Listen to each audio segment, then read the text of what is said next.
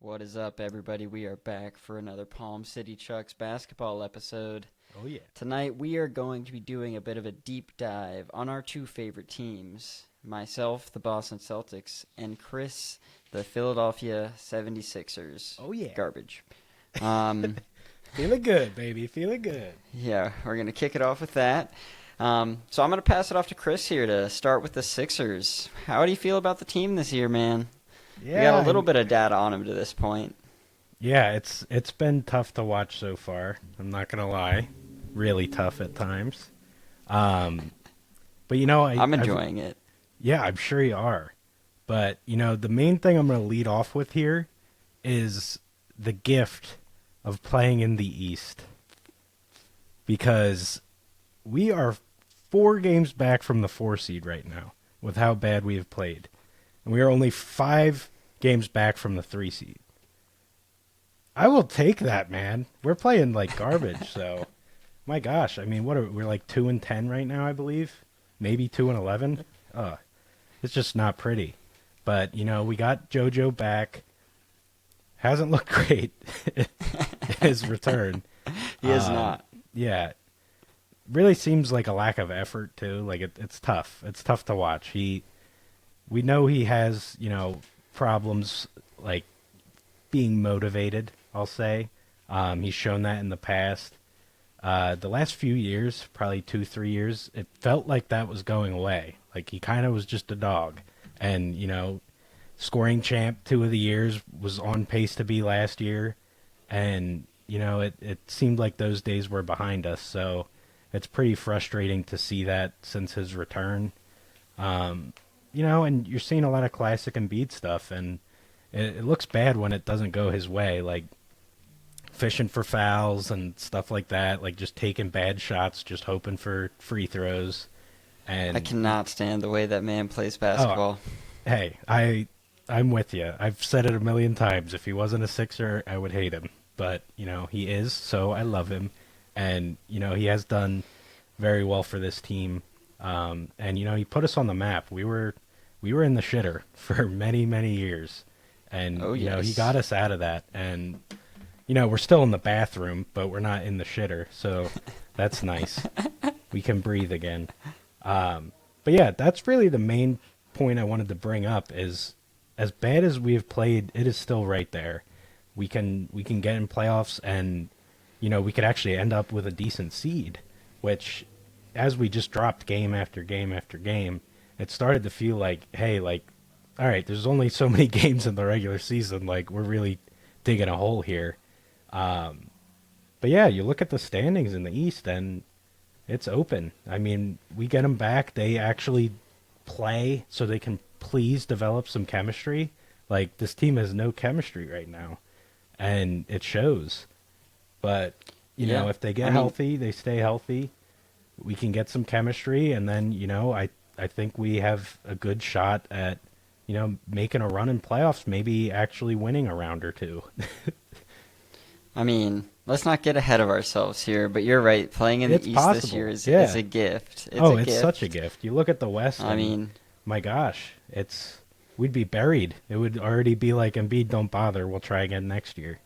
But I mean, you're not wrong. In the East, we can crawl out of this, and I'm ready for that to happen, because this has been really brutal to watch so far.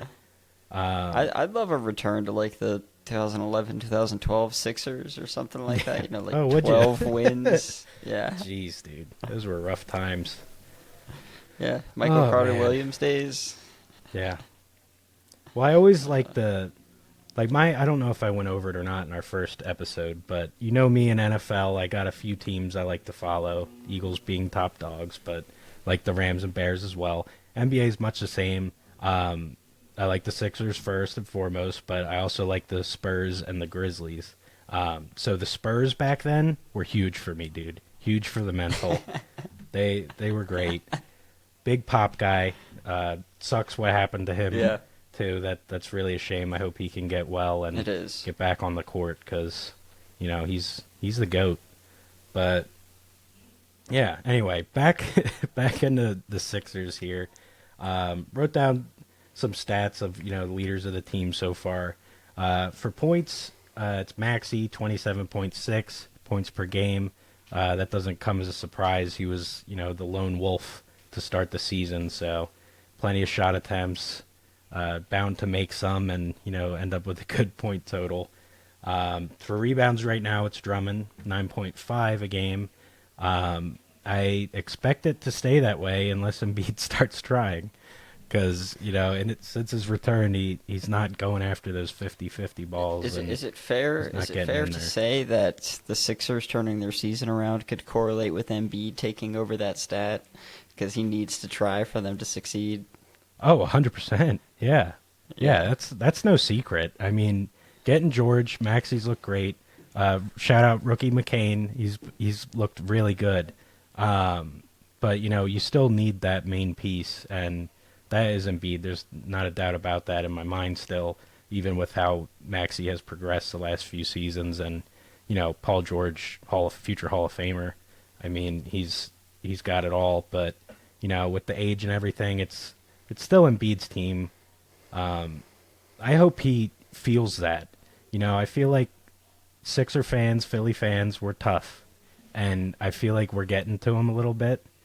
Not saying I want to show him some pity love, but I feel like we should ease back a little bit because we need him. That's the bottom line. If we actually want to be a good team, it needs to be him leading us there. And, he can do that. He's proven to do that many years. It's just so far in, his 2-3 games, it just hasn't looked great. But, hopefully he can get the cobwebs off, and get rolling. That's what I'm hoping for, that's for sure. But anyway, back to the leaders. We got, for assists right now, it's Paul George, 5.2. Pretty solid. I didn't expect him to share the rock that much, and even when you do watch it... I did not expect to see Paul George at the top of the list. Yeah, and even when you watch, what you would expect is what we're seeing. He definitely is forcing some things, and, it's not always pretty, but at the same time, he's getting a lot of attention, so I think the assist total there has a lot to do with no Embiid playing as well. So all the defense is really worried about PG, and he's finding the open guy and getting some buckets that way. Paul George also our leader in steals right now, 2.3 a game. That one's not surprising. Not surprising. I feel like he's a 2-steal guy most of his career, so yeah, good to see he still has it. That's for sure. But yeah, I've actually really liked his effort on defense this year so far. I like it almost to a fault, because I've seen him dive into the stands a little bit, and I never like seeing that with an old head. And we got 2 of them, and we certainly know Embiid likes hitting the deck, so I don't want most Paul of his George own volition though. That was pretty much all his fault. Yeah. So hey, I'm not going to argue that. Like I said, bro, did you see? I wouldn't like him if he wasn't a Sixer. You see him hit the ground the other night when some 160-pound dude ran into him. Come on, man. Yeah. I was literally playing it in my head as we were discussing it. Yeah. I mean, it's nothing we haven't seen before. Like I said, he's trying to find the rhythm, and he wants to find it at the free throw line. I see the logic, but I just want the game to be played the right way, and I still think, he's hurting his own, legacy at this point with these flops and stuff, because he is still one of the best centers in the league, probably the second best, if he's not playing this way. And, and it's giving fuel to the haters, and I hate to see that. Just play the game the way it's meant to be played, and no one's going to believe you if a 130-pound man is knocking you over when you're frickin' over 7 feet tall and 270. What are we doing? And stop falling. It's no secret the man has mastered the technique. Otherwise he would never play a game of basketball. He's not getting hurt from them often, but I still hate to see it. It's a big man. You can't be falling that hard all the time. But yeah, it just sucks. And last stat here, blocks. Embiid is in first with 1 a game. Oh, That's more just a lack of everybody else than any kudos to him because, yeah. like I said so far, and I hate shitting on the guy because I do love him. Like I said, I wouldn't if he wasn't a Sixer, but he is. I do love the guy, but the effort hasn't been there defensively, and it hasn't been on the boards, or even getting position in the post. Like Embiid hasn't done that in so long. Like, they just are in love with getting this guy the ball at the three-point line, and I just don't understand it. It's the way the NBA's going. It's part of why I hate Curry. Like, it's so everybody spread out, everybody chuck up threes. It's very frustrating. And if you feel the way I do about the NBA, watch college basketball. It's so much better. It's so much better. Yeah. But yeah, it's just a shame. I feel like we're not using him for his strengths, which, he's a bully down low. He's huge, and he's very skilled. So they really don't have an excuse to not get him involved that way. And it's especially frustrating when he's getting back from injury. That's a way you can get the rhythm. Stop trying to fish for fouls. A great way to fish for fouls, if you really want to, it's get down there in the post. Make them bring a double team. Hook some arms. You know how it goes. Yep. But yeah, I'd love to see that more from the Sixers. And more than anything, I want to see health. I want to see this group play together. Because it's tough to talk about them right now, to be honest. Like, it's not our team. Like, we're just talking about hypotheticals because there's nothing to go off of. There's no tape. But yeah, that's the main thing. Get everybody back. Maxi's still due for like another week or two, I think. But, get him back. I'm really curious to see how McCain fits in when Maxi's back because he has emerged. If y'all stop tuning into the Sixers, I wouldn't be surprised. But our rookie, Jared McCain, he's looked really good. And in clutch moments, tough moments where you need a bucket, he's been our guy, and he's getting the job done. So that's just great to see. But yeah, really curious once Maxi's back how those two play together, and if they will play together. I think he's earned a starting job at this point, so I'd like to see running them both in the starting lineup. Yeah, want to see how that goes, but we'll see what they do. That's right. Hopefully they're able to do it because that means everybody stayed healthy, which is really what this team needs. That's the only way they're truly going to find a groove and, eat into this dent and dig out of the hole that they're in. But I'll close up the Sixers here, how I begun it. So with all these problems and everything else, 4 games back from the 4 seed. Let's go, boys. Let's turn it on. The damage isn't permanent. We can get out of this. Yeah, we'll see. Let's see. We'll see. Before I go on to the Celtics, I got 2 questions for you. Sure. One, Nick Nurse, what's your opinion on him to this point? And 2, I know you said it's tough with a lot of hypotheticals right now since you haven't seen the team together, but any moves that you wish the Sixers would have made to fill holes in the offseason, or one you might like them to see move on during the season? Yeah, that's a great question. I'll start with the latter there. I like what they did in free agency to start the season. Like, I like the team we have, or at least I did going into the season. If they are to upgrade, I wouldn't mind some more 3-and-D on our bench. I mean, you can't get enough 3-and-D guys out on the wing.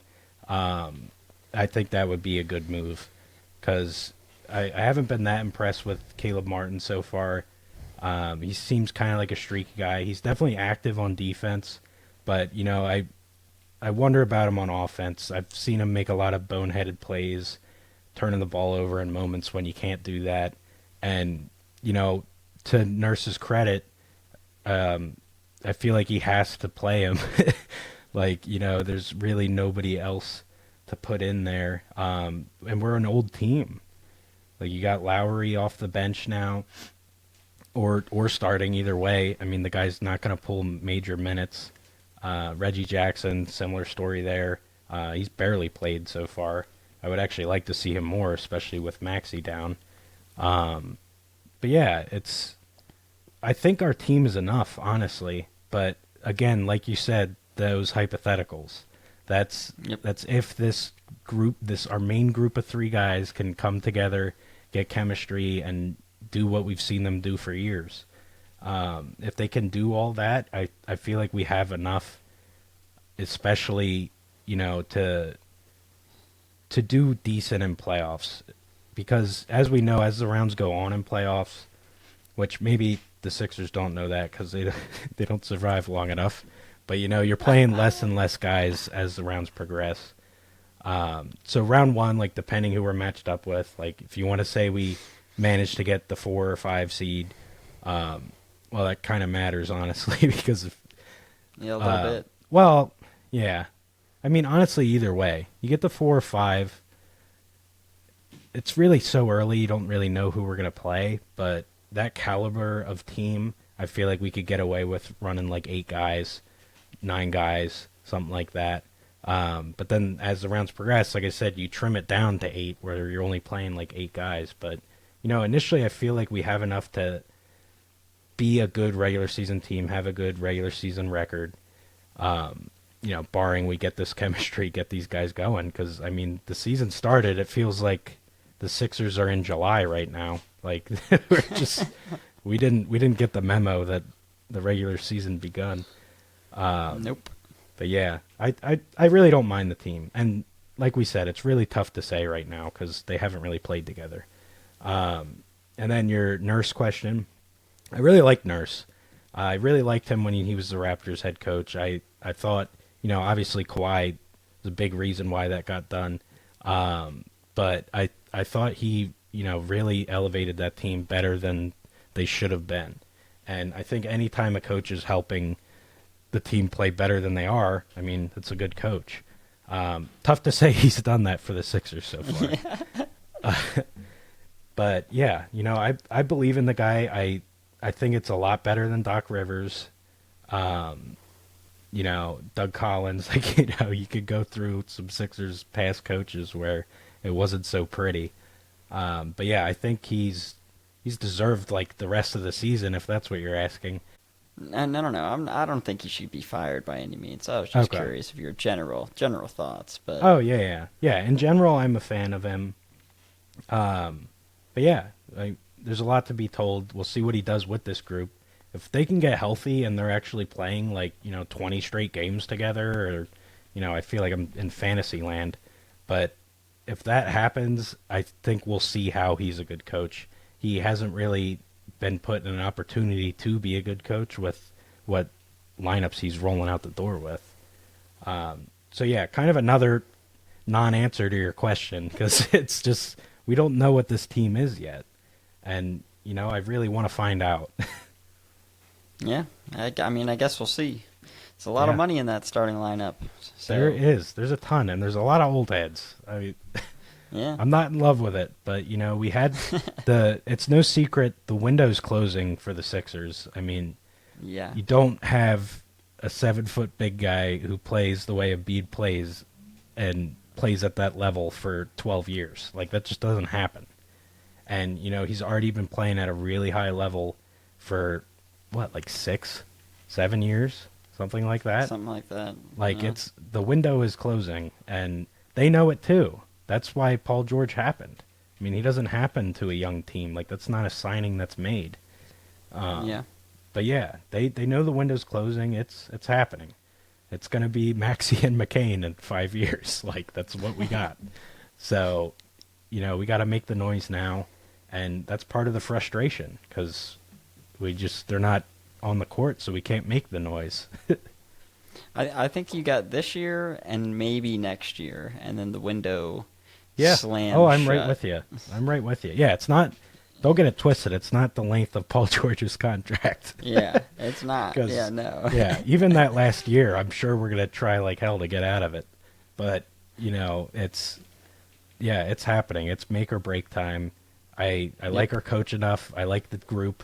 We just got to see him, man. That's it. That's the bottom line. We got to see him play, and then I can really have a good feel of what this team can and can't do. But for now, I'm still in That's fair. dreamland. So I'm thinking we got a shot, but we don't know yet. We just don't. Yeah, that's fair.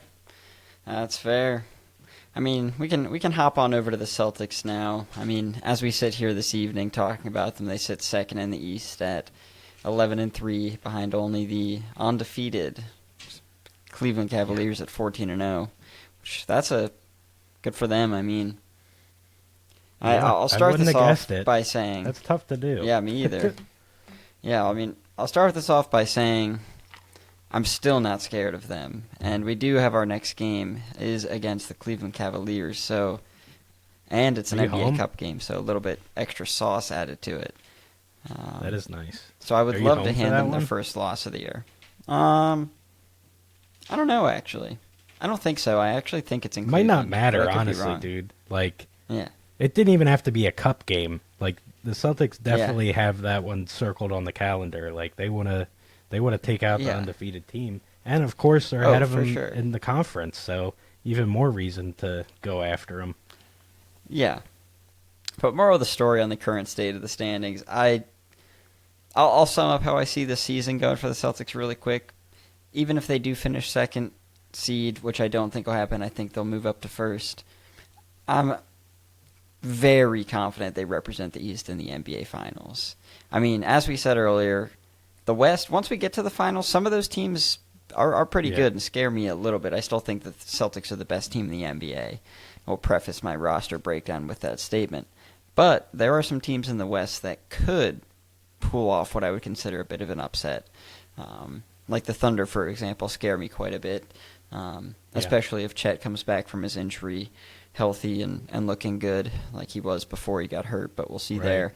But, I mean, to the Celtics, I think this might be the year that Tatum really pushes for an MVP. I mean, it's going to be tough with Nikola Jokic in the league. Let's just be honest about that. The guy is an absolute animal. He scores a ton, rebounds a ton. Not to cut you off, but I just have to bring this up. I saw a stat, and the man is literally averaging Shaq's career best in points or better, and he was averaging, I don't want to say the wrong guy. It was like a stud point guard. It was like Chris Paul's average. Oh, I think you're right. Best career average for assists per game, and then for rebounds, he was doing the same thing with Tim Duncan's career best. Yeah, all in the same season. It's insane. No, he's so annoying. He's this basketball freak. I mean, he is so good. The only hope there is, voter fatigue. Right. It's just a reality. Right. People don't want the same guy to win the award so many times, although he definitely should. I mean, the year that he lost to a certain someone was definitely some voter fatigue, in my opinion, and Jokic was better, but that's conversation for another day. I have to say something to that. I just can't let that go.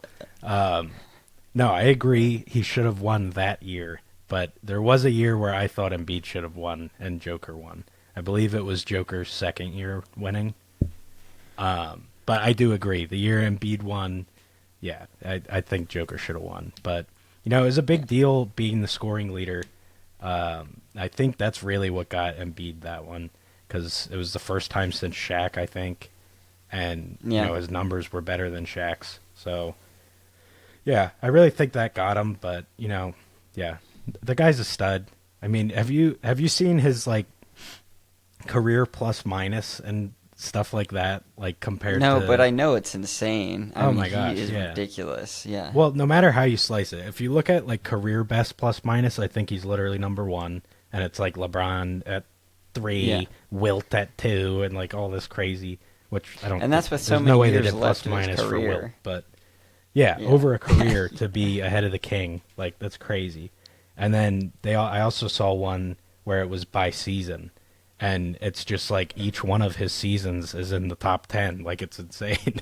5 of the top 10 seasons are his. He's the crazy player in the NBA that if he ever switches teams and leaves the Nuggets, I mean, Wherever he goes is a contender. wherever he goes, it's like it's a whole different team.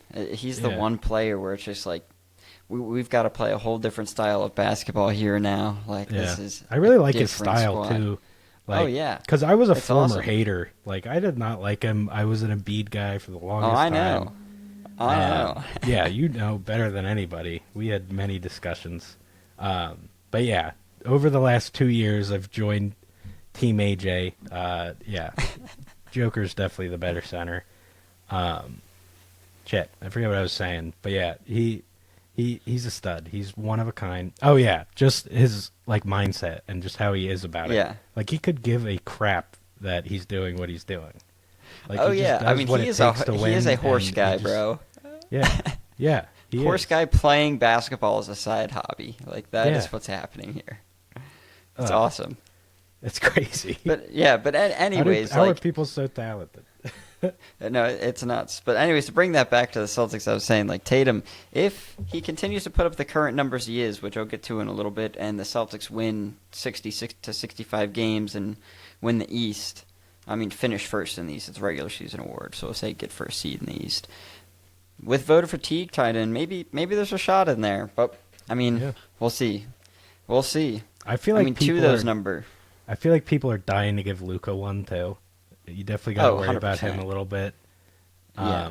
But yeah, He's voter playing zero fatigue defense is though. definitely if a he thing. gets, if Like, if Luka it gets an happens, MVP so. with the kind of defense that he's playing right now, it's criminal. Like he's not trying. He's putting in Yeah. less effort than Embiid out there, bro. Wow, that's a real slam. Yeah, exactly. He's not joking about Luca's defense, folks. But yeah, but honestly, it's an offensive league because as Yeah, a it mate, is. we just gave Joker all the flowers in the world, but he's not a good he's an okay defender. I wouldn't say he's Okay a bad defender. Yeah. I wouldn't say he's a good defender, but he's Yeah. okay. Like, so your point still remains because Luca's playing like a bad defender, but Yeah. I just want the point to be made. It's an offensive league, so if he's for sure, flirting for with sure. a triple double, over 30 points a game, like all that, with the voter fatigue, it could definitely. But me go as to like him as well. a basketball purist, that's just criminal to me. Hey, Like I agree. I yeah. don't like where the league's going. I've said it. Yeah, I know. Steph Numerous Curry, times. baby, Yeah. change the game. Yeah. But let's talk about some of those Tatum numbers. I mean, he's leading the Celtics in points, rebounds, and assists. 29.7 points, 7.9 rebounds, 5.9 assists. Yeah. I mean, and those are probably fairly sustainable numbers, minus maybe the rebounds once Kristaps Porzingis comes back, Mr. Tingus Pingus. Who is calling him that? Is that a thing? Yeah, I forget who said that first, but it's a real thing. Mr. Tingus So yeah, Tingus Pingus, man. But Well, yeah, Shout out to him. He got so much crap when he was picked. Like, there's all this viral Yeah. videos of the Knicks fans like, who? yep. That might be what it's from. That literally might be what it's You from. might be One of right. those You might videos, be and they're right. like, Tangus Pengus, who the hell's this guy? Yeah, but shout out to him. He's had a really good career. He has, and he got his ring last year, and he is the reason the Celtics won Game 1 of that finals. By the way, when Very he came true. back, he went crazy in his first game back there, so that was awesome.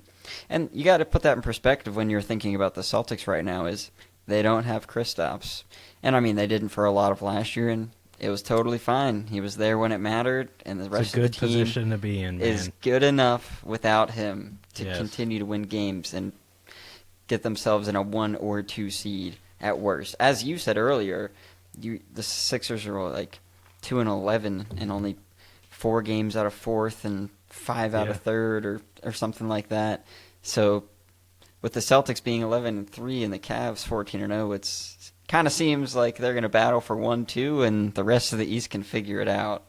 Yeah, So- it's certainly feeling that way. Yeah. But I mean, when you look at the Celtics, they're just it's not even, I don't know if deep's the right word, honestly. It's a pretty thin lineup, I would say, but it's so talented all around. Everybody on the roster is so talented. I mean, you Yeah. got Derek White. By the way, one of the most underrated players in the NBA, in my opinion. That man does not get enough credit for the work he does on the court. I mean, he's third on the Celtics in points right now with 19. I bet you nobody would think that Derek White's averaging 19 points per game. He also plays some insane defense. Him and Drew Holiday, in my opinion, easily the top defensive backcourt in the NBA. No doubt about it. It's a crazy duo. I mean, you said it. It's a team that just does everything. Like, every guy does everything. And they work together so nice. Like, that's chemistry, Sixers. That's what I want. It is. It is. I mean, the Sixers have wished for a long time that they could be like the Celtics. So. All right. This guy. Tell me I'm wrong. I mean, come on. No. I don't want to be evil. Good beats evil. I want to be good, not evil. Okay. Yeah, just kind of wrap that up there. I mean, even guys like Sam Hauser, Luke Cornett, I mean, insanely efficient. I saw a stat the other day. Out of the top 8 offensive ratings in the NBA, Boston Celtics have 4 of them. And Peyton Pritchard is number 2, behind only Nikola Jokic. Peyton Pritchard, by the way, is a baller. He deserves that call out. He is nice. Insane. The whole team's nice. But that's kind of what we're saying here. Like, you got guys like that with stats like that just because the machine is so well oiled. Like, this thing, it can run in its sleep. And, it's frustrating. I don't know how they were able to build this team. They were able to retain this team. We're literally, like, every team in the East that's not the Celtics just wants Father Time to, like, take care of this team. Well, the problem is Father Time is pretty far away. I know. For many of them. But like, that's with our only hope. That's all we got, man. Because you got Tatum Father and Time's closing Brown. for the Sixers. That's what we're saying. Window's closing. But, yeah, I mean, Horford's probably done after this year. That's most likely there. Especially if we win another chip. I think he will go out on back-to-back wins. It just makes the most sense. And that You're will not make satisfied, Al? You've had back-to-back chips. Get out of here. Yeah. And that will make us a little annoying to Embiid until Embiid retires. Yeah, I know. I mean, Horford is the Embiid killer. I love that he was on the Celtics. I would say he's a killer, but he's certainly a muffler. Yeah, well, whatever you want to call it. I mean, still, I love the Al Horford career arc. Hawks, awesome. Comes to the Celtics, muffles Embiid, as you say. Leaves, goes to the Sixers, garbage. Goes to the Thunder, basically gets to rest because they want to tank. He was 100%. Too good to play. And then comes back to the Celtics, and then awesome again. After making the Sixers spend like $60 million on him for 2 years, and they got nothing. That's awesome. Yeah. Well, I hate to say this, I really do, but you got the best front office. I mean, bringing a team together, nobody does it better than your team. Fleecing other teams in trades. Nobody does it better than Brooklyn your team. Nets. It's brutal. Thank you for not bringing up Fultz.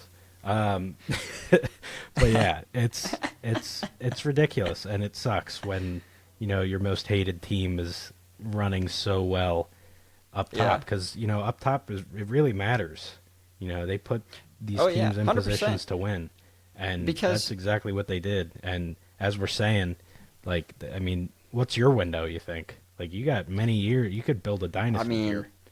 Let me think through this a little bit. So we got Brown and Tatum recently extended. They'll be here for like 5-ish more years. Mm-hmm. Which that's already enough to be annoying.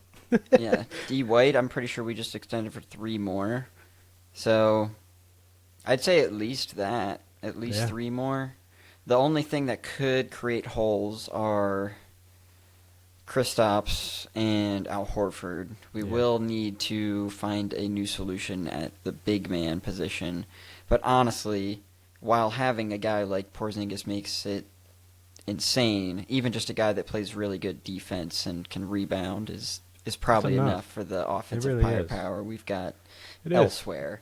And you're a destination at this point. Oh yeah, free agents are going to be happy to go there.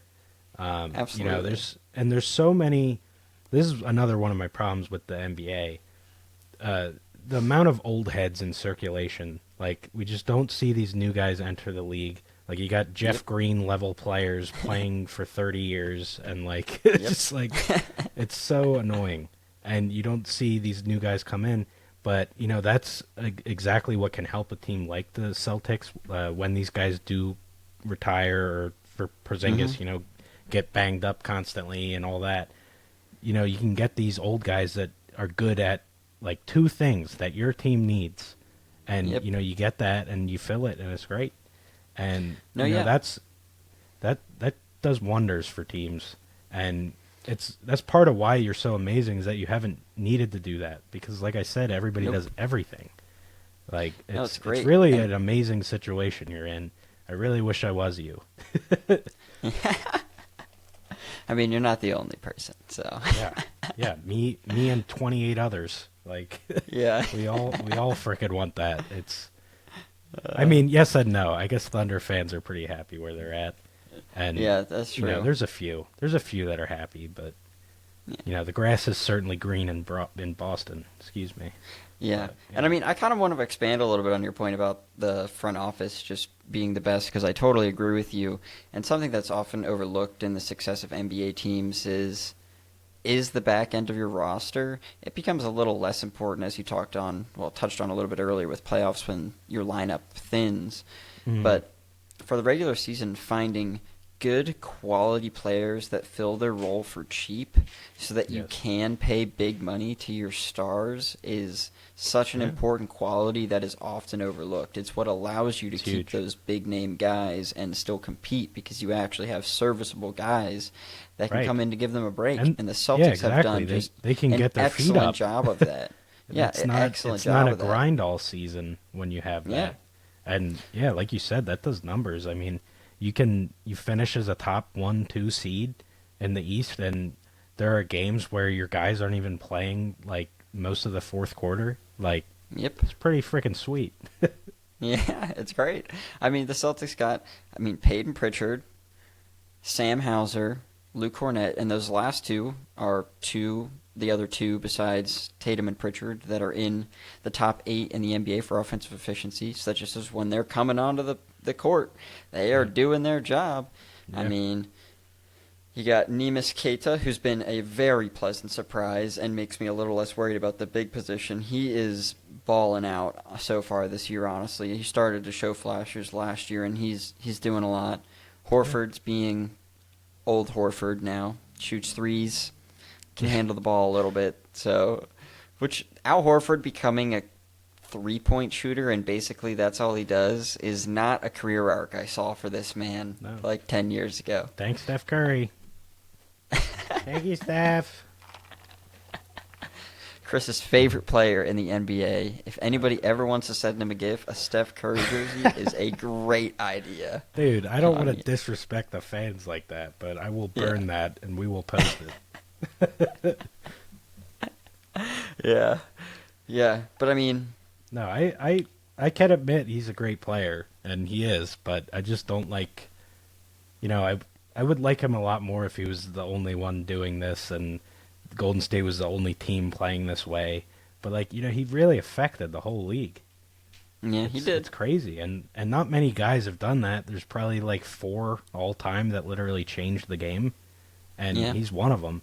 And that deserves some praise. Don't get me wrong, like, he is a stud. I know that, but I just don't like how he changed the game, and it's unforgivable. It really is. Unforgivable. It Yeah. is. I mean, and that pretty much wraps up what I want to say about the Celtics here. I mean, they basically have the exact same team that went and dominated last year and won the NBA championship. My expectation is they should go and do the same. The floor, in my opinion, should be getting to the NBA Finals.